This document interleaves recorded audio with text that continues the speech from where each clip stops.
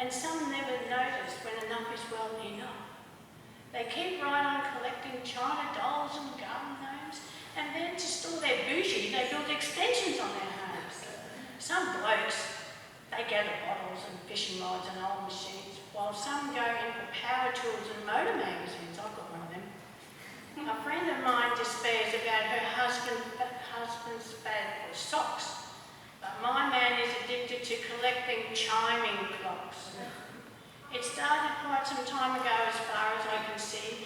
He purchased half a dozen clocks before he married me, but even since I met him, he's extended his display by looking out for bargains when we go on holiday. Now, other women spend their leave surfing, enjoying surf and sand, or lazing around in flash resorts with cocktails in hand. Some couples go on cruises watching dolphins, seals and whales.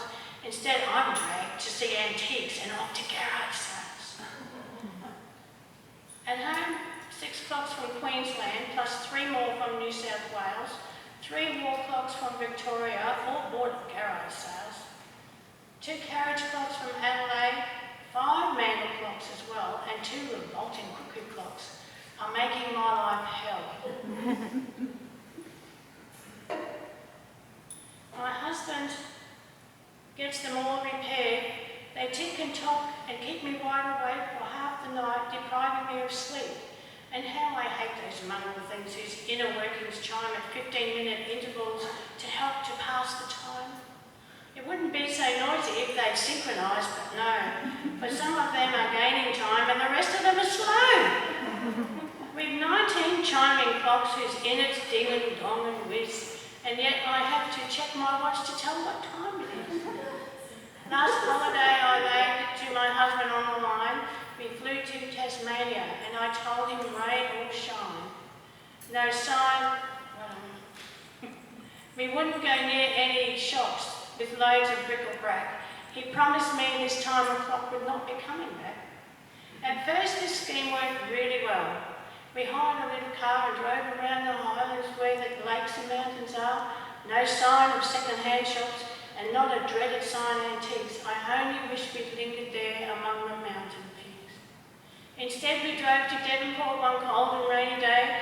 I went to do some shopping and my husband slipped away and found a small antique shop where he bought a mantle clock.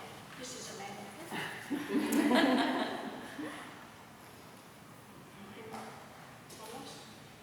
I yelled at him, "You promised." He replied, "You bought a frock.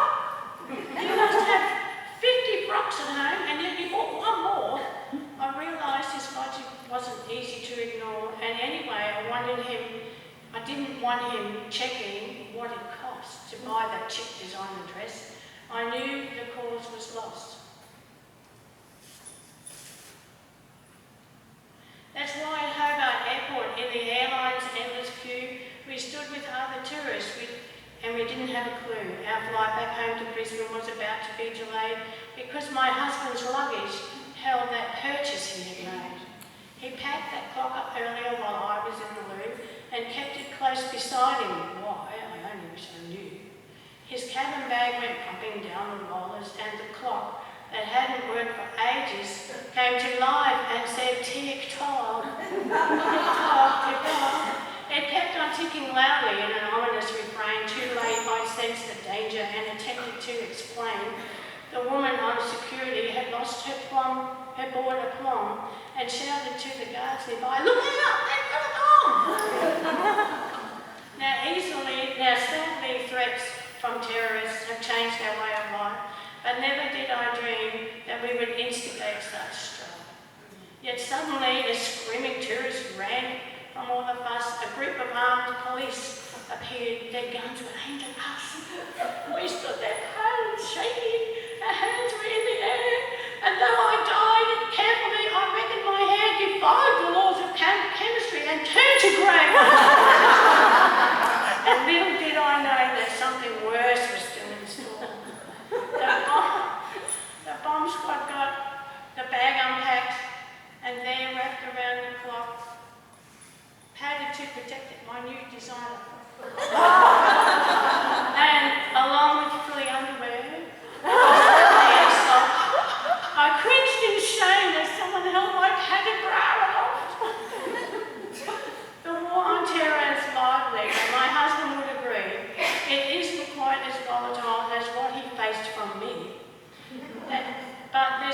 ending, which perhaps is due to shock. From that day on, he never tried to buy